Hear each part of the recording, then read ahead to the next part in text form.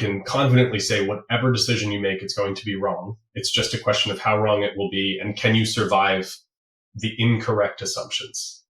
Welcome to Honest Ecommerce, a podcast dedicated to cutting through the BS and finding actionable advice for online store owners. I'm your host, Chase Clymer, and I believe running a direct-to-consumer brand does not have to be complicated or a guessing game. On this podcast, we interview founders and experts who are putting in the work and creating real results. I also share my own insights from running our top Shopify consultancy, Electric Eye. We cut the fluff in favor of facts to help you grow your e-commerce business. Let's get on with the show. Hey everybody, welcome back to another episode of Honest Ecommerce. Today, I'm welcoming to the show a repeat founder, Kevin Lavelle. Today, we're talking about Harbor. Welcome to the show. Thanks, Chase. Always glad to be able to tell a story. Appreciate it. I'm very excited. All right, so people that live under a rock, they don't know what you're building over there. Can you just give them a quick kind of rundown of the types of products that you're selling at Harbor? Yeah, absolutely. So at Harbor, we're building the most secure, reliable, quality baby monitor on the market today. My son is 7 years old, and I woke up one morning to discover our Nanit app had crashed, and we were no longer monitoring our son overnight. And after running upstairs and discovering he was okay, I wanted to fix that problem and know that if I was trying to monitor my son overnight, I could. So we went out and bought an old school camera and monitor and ran two systems in parallel. 7 years later, still no one's built a better system. And so that's why I launched Harbor. We have a dedicated 10-inch monitor that connects directly to a very high quality baby camera. And both the camera and the monitor also connect to the internet. So you get the best of both worlds, dedicated local fail-safe device, and all the benefits of remote access, record and rewind, access on your phone, and all sorts of other features. We got a lot of really cool stuff that comes along with it.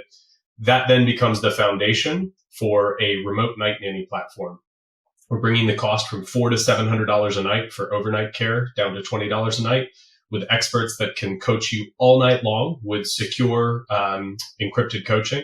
That allows parents to get some much needed sleep in those first few months and years of raising young kids. Well, that's an amazing platform and a lot of awesome product features. Now, where did the idea for this business come from? It seems like a pretty significant problem to solve, but you're not a first-time founder, are you? No. And so, I'll touch a little bit more in the background, but maybe jump backwards. I, in college, had an experience where I watched a guy run into a building soaked in sweat. He was wearing a dress shirt, and when he dried off an hour later, he looked even worse. I grew up playing golf and watched performance polos take over on the golf course and wondered why no one had ever made a dress shirt out of performance fabrics. The idea stayed with me for many years, and ultimately, after working in the real world for a few years, I decided I had to give this a shot. So I developed the world's first performance fabric dress shirt. I'm wearing one of our shirts right now. It stretches. You don't have to iron it or dry clean it. It looks like a normal shirt. It's cuffs, collars. You can wear it with a suit and tie. It's a little more casual option. So I launched that in July 2012. And, I'm not shy to say that when I launched, I assumed we would sell out of our first 1,000 units in a few days. Hey, I just created a performance fabric dress shirt. Of course, everyone's going to want to come and buy it.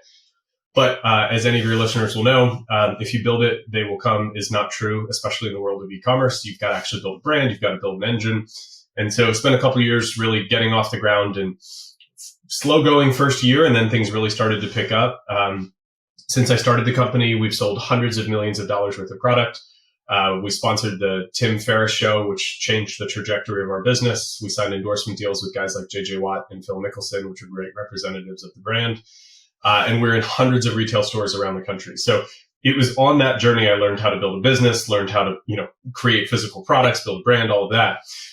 My son was born in 2016, and it was actually in the labor and delivery room that I signed the term sheet for our investment from L Catterton, the world's largest consumer retail private equity shop. And it was a very intense time. And so I was looking for great technology that could improve our lives, because technology is supposed to improve our lives, but oftentimes it doesn't. Did a whole bunch of research, went out and bought a Nanit camera. And so for those of your listeners who aren't familiar, it's basically just a Wi-Fi camera with an app on your phone that has some features that are kind of geared towards parents. But many parents that I know were so frustrated with those devices, they just bought a Nest camera or a Ring camera because it's pretty much the same thing for a fraction of the cost. which is you're running an app on your phone. As I said earlier, I woke up one morning and discovered the app had crashed. And so they make your phone be your baby monitor and you just run an app. I learned after the app had crashed that you can't rely on apps on your phone for anything. It's great to have, but you can't rely on it to know any information without fail. And so that experience changed our perception of these products, and I've wanted to build something better. I've paid attention for many, many years. I have a daughter who we needed a product for, and ultimately there's been really no innovation in this space other than these companies selling baby biometric devices. And so you strap wearables to your kid or camera recognition, and it's fear-based marketing trying to help parents believe that their device could help them catch SIDS from happening, stop SIDS from happening. Unfortunately, SIDS is the most gruesome reality a parent can face. Doctors have no idea what causes SIDS, and so it is literally impossible for an off-the-shelf at-home biometric device to catch it. And indeed, all of these companies that market these products have to add all sorts of disclaimers to say they can't do it, that they can't actually catch these things. So that's a little bit of background. I could obviously talk about this forever, very passionate about it. Ultimately, my co-founder and I both have 2 young kids of our own. A bunch of our team members do. We built the product that we'd wish we'd had for our own kids, and ultimately hope to be able to change the very difficult first few years of lack of sleep for parents everywhere. Oh, amazing stuff. There's so much I want to dive into. First, I'm going to have to pick your brain about Mizzen+Main for a little bit, and then I promise we'll get right back to Harbor. So, yeah, absolutely. My favorite thing about building a successful product, and I've done hundreds of these interviews, is just taking a novel idea and making it that much better. And that boils down to what you did at Mizzen+Main. So I really like to highlight that when I have people on these shows that have such a successful business, because there's entrepreneurs out there that believe, if I don't build the next Facebook, I'm not going to be successful. Now, would you say that with your first initial launch of the product, that, if you build it, they will come, that hard reality there? I know there's some people out there sitting on some merchandise or some first run of the product, and it didn't have the reaction that they initially expected. Can you dive in a little bit more there? What exactly did you do to start to move those units? Yeah, so ultimately, the thing that I tell most folks is whatever you can do as an aspiring entrepreneur wanting to launch your first business is do every single thing you possibly can to demonstrate some measure of traction and interest. And so with Mizzen+Main, I'd done some customer interviews, sort of, but ultimately, I just had to go make the first batch of product. I didn't need to. I spent a lot of my own money. I had a little bit of savings built up, and so I poured that into that. I needed to go get people to tell me, will they actually buy the product? And it's very different when you say, will you buy the product, to give me money for the thing that I'm giving you. And so I had to make 1,000 units. That was a minimum run to get the first product made. R&D was what I did myself and worked with the pattern maker to make the pattern. And some friends and family bought a shirt. And then I had to go get moving because, day 4, I think it was, we reset the Shopify to $0. And I had to actually go sell it. And so I did everything that I could. I live in Dallas. I went to Katy Trail, which is a long trail through the middle of the city, and handed out water bottles with our brand name on it. We hosted a launch party for the business a week later to try and generate some awareness. I went to Gold's Gym and set up a rolling rack in the front because we used to work out there and I knew all the people and they let me set up a rack to try and sell some shirts.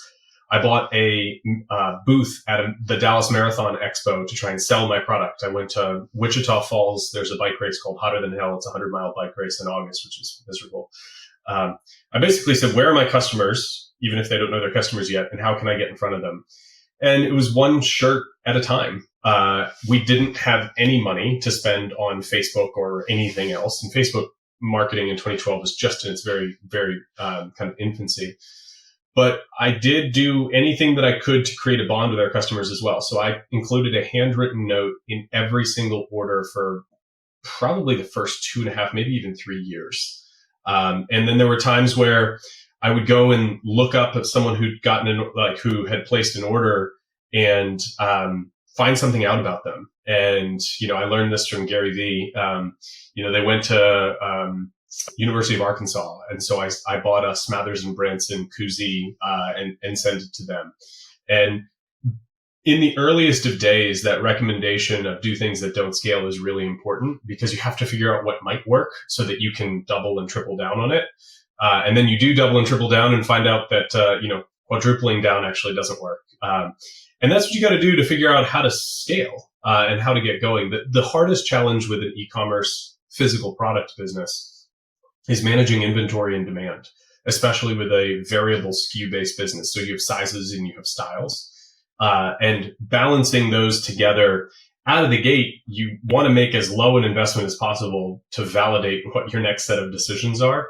And I can confidently say whatever decision you make, it's going to be wrong. It's just a question of how wrong it will be. And can you survive the incorrect assumptions? Oh, that was such an amazing answer. Hey there, merchant. Are you tired of trying to navigate the wild world of e-commerce on your own? Are you looking for a partner to help you achieve your goals? Look no further than the Shopify Plus agency, Electric Eye. Our team has a proven track record of helping our clients make millions with strategic design and development.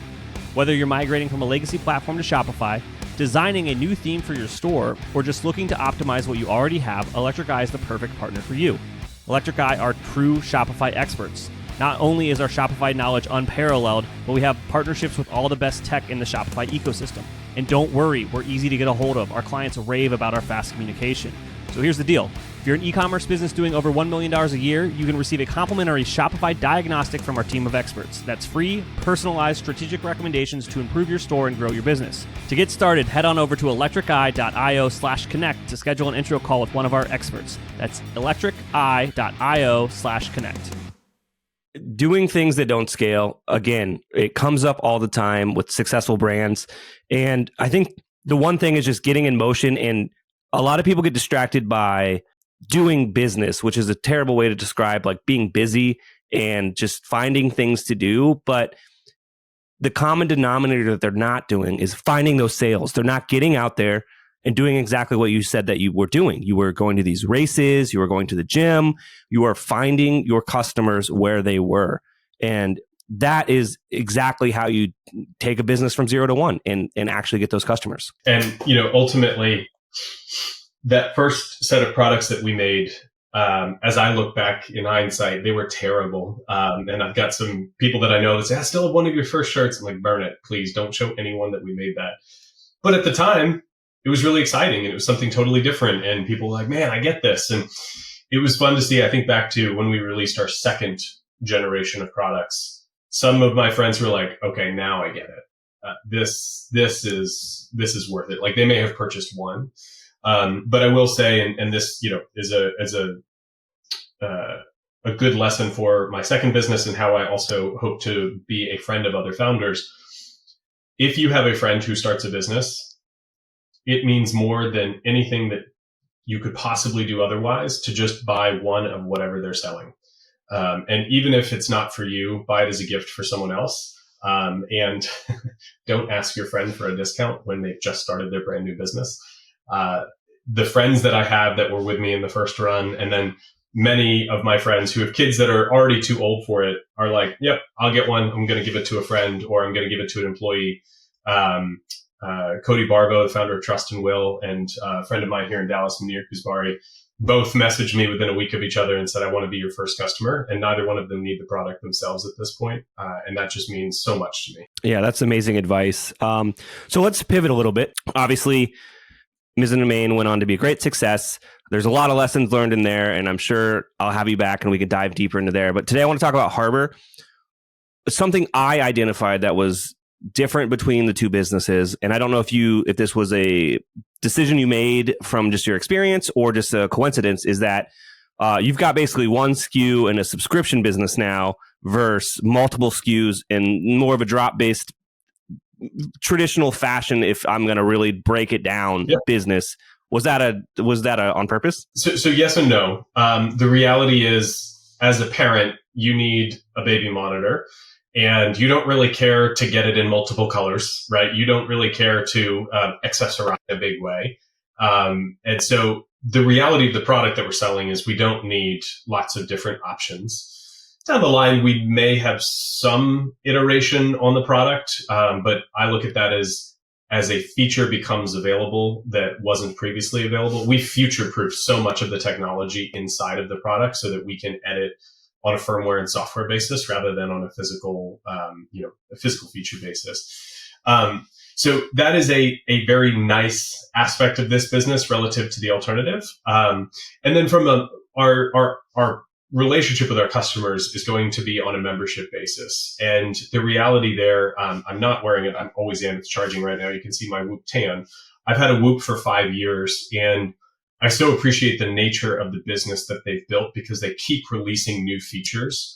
My product that I got years ago continues to get better. And that's part of what I'm paying for is that membership and access to the information that they provide. And the reality of building a camera and a tablet, these are expensive products. If you want to build them outside of China, which we are doing, with non-Chinese chips, which we are doing, and you want it to be quality, which we are doing, none of which our competitors can say, it's an expensive product. And so rather than, basically buy this piece of electronics and then you have to subscribe and get all these other things, if you pay us, then you'll get more. This is a relationship over a period of time that allows us to continue to innovate and put this incredible product in front of our customers. And ultimately, we look at our kind of the number one leader in the space is our product is pretty much the same price. It depends on what subscription you get to their product because their premium subscription makes it even more. But with ours, you get a 10-inch tablet along with the camera, along with all the features that we have. And so I think the last thing on the membership side of it is so much of what any of the other Wi-Fi based app systems are selling you is a subscription to store your footage in their cloud. We will not store any of our customers' footage in any cloud. We have a memory chip on the device itself. And so anything that you store is stored on the device. Now, after a period of time, it will erase itself. But if you want to save down a precious moment, so I think about when I put my daughter into her crib for the last time, I went into my Nest camera, Google camera, and saved that clip down. And it was a lot of work to save it down. So we've made it really easy. And then you can just hit a button, save it down onto your phone. You don't have to worry about what's stored in what cloud. And frankly, from a security perspective, how much do I trust their security? Because this is my family. These are my most intimate moments often. And so we're not selling subscriptions. We are selling incredible features, things like the ability to have an individual parent woken up by a watch alert. So if you want to decide which parent gets the wake up that night, rather than noise immediately blaring through on your monitor, you can have it go through to an individual parent's Apple Watch and just vibrate on their watch. That parent can get up, disable the alert on the monitor because you've got about 10 seconds before we would start issuing an audible alert. And then the other parent may not wake up at all. Those are features that are unlike anything that exists today and require robust maintenance and upkeep to kind of continue to offer great things like that. And that's a big part of why we've decided to go with the membership model. Absolutely. Now, from a marketing and advertising perspective and like building out a funnel, as you will, is it just easier to work on one product versus kind of what you're doing over at Mizzen+Main with multiple lines and multiple styles? I'm going to say an answer that, it's a little bit of a CYA answer, and also it's just the reality. There are pros and cons to both. Selling one product membership is much easier from a messaging perspective because you just hit the same thing again and again. However, when you've got different types of shirts, different types of pants, different styles, and then you've got, more spring stuff and more winter stuff, that variation on the marketing front, you always have something new to say. Man, there's a lot there also. And then ultimately, I've thought a lot about this, obviously going down the road of launching a second consumer business is 3.6 million children are born in the United States every year. Unfortunately, that number is declining, which America needs to change. We need to be having more children. But 3.6 million children born in the United States every year. I don't have the specifics on how many of those are second, third, fourth, fifth children, but ultimately you have this constant flow of new customers that need to be monitored, right? The parents are buying it, but you have a constant influx of new customers. And then the reality is every year you have all these new people coming into your space that are first-time parents that have no idea what they're doing. Everything is brand new to them. With Mizzen+Main, as an example, our target demographic is basically late 20s to early 50s, men above a certain income threshold. And that pie is enormous. However, the competition is enormous. And when we started, everyone laughed us out of the room when we said, we're going to make a performance fabric dress shirt. Today, everyone has copied us in some form or fashion. And now there are entire startups that have basically copied our entire business model, soup to nuts, including hiring some of the same models and using some of the same verbiage to describe our product. So there are pros and cons. But what I will say really excites me about Harbor on the marketing front is when my wife and I found out she was expecting, every person that we knew that had kids was like, this is the stroller you need to get. This is the formula you need to buy. These are the best pajamas. They had all these recommendations. No one said, you've got to get this baby monitor. This baby monitor is amazing. It helped us sleep. It was so reliable. It's amazing. No one says that. And with Harbor, we think the word of mouth opportunity for the love of product that we've already created with our trial users that we've been working with for the last year, we think once the product begins shipping later this year and gets in consumers' hands, the word of mouth will be unlike anything I could have ever dreamed of in any prior company, because parents have this obsession with, if I can help you in a way that I wish that I had, I'm going to tell you exactly what you need to hear, because man, this is a tough journey. And so I'm excited for that part of building startup number 2. Oh yeah, that's going to be an amazing kind of just, what do they call that? Almost like a growth hack or just a growth model there. Now, you've shared so much with us today, but is there anything I didn't ask you about that you think would resonate with our audience? We didn't necessarily talk about, I mentioned very briefly on the celebrity front, the endorsement. When I started Mizzen+Main, influencers weren't really a thing, right? Instagram was in its earliest of days. And so we didn't do the traditional influencer marketing at Mizzen+Main for years. Now it's a meaningful part of our business. Men don't buy from influencers the same way that women do. So we actually work with a lot of female influencers from a gifting perspective.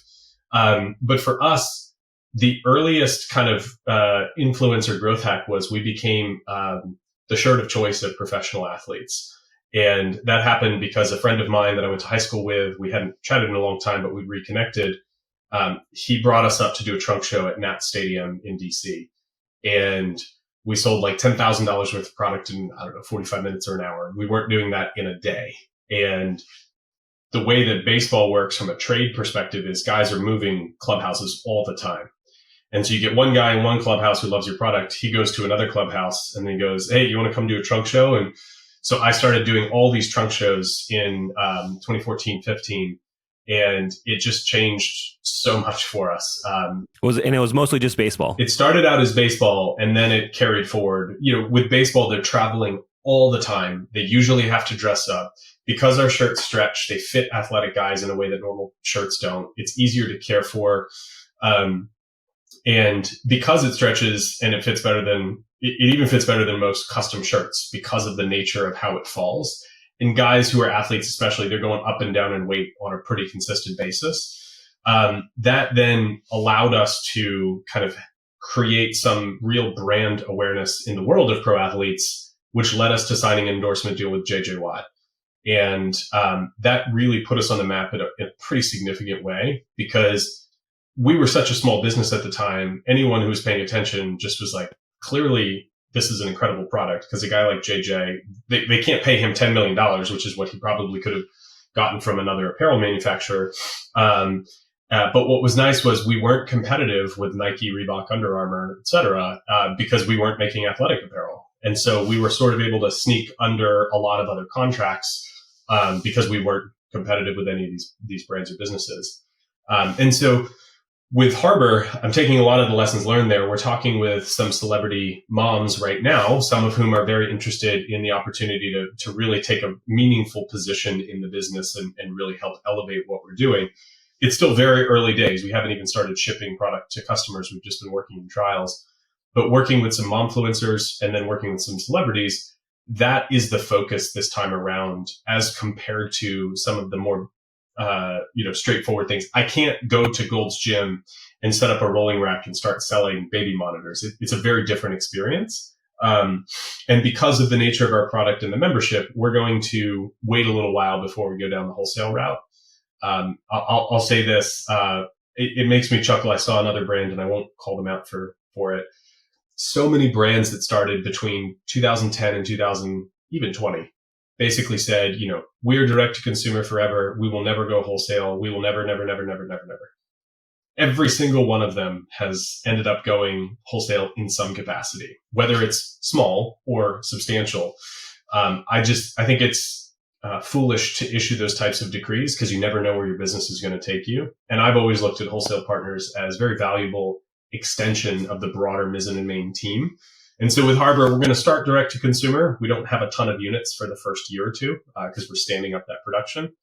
In time, we'll get there. But ultimately, it's just a different set of tactics this time while trying to learn from what I had, what worked and what didn't last time. No, that's amazing. And I want to specifically point out that you kind of said nothing about paid acquisition, Facebook, Meta, Google, those channels, which I think is tantamount to you can start a business in 2024 and you don't have to pay to play through those kind of more and more expensive acquisition channels if you can just think of a smart way to get in front of your target audience. Yeah, look, we are doing a very small presence there because we want to test and learn, and there are some valuable learnings, especially if you start to get some traction having been on the platform for a while, but our spend there is not significant.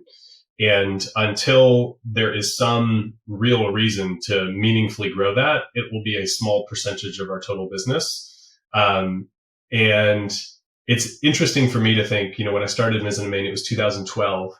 Facebook made up, I don't know, a microscopic percentage of most ad budgets. And today, I don't know for a lot, but it's a huge percentage for a ton of businesses, Meta overall. But the reality is, in some cases, I think they overplayed their hands. And in others, because of tracking and privacy laws and all these other things, 5 years from now, I think we're going to see a dramatic total reduction in these channels, despite the positives that come along with it, because it's just not about bombarding people with Facebook and Instagram ads. It's about building a brand that people want to be a part of.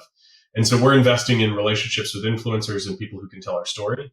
We are doing a huge investment in really great content that can be a resource for parents in a sea of bad information and a lot of, frankly, blogs that don't want to offend anyone at all. So they give really lukewarm, wishy-washy guidance.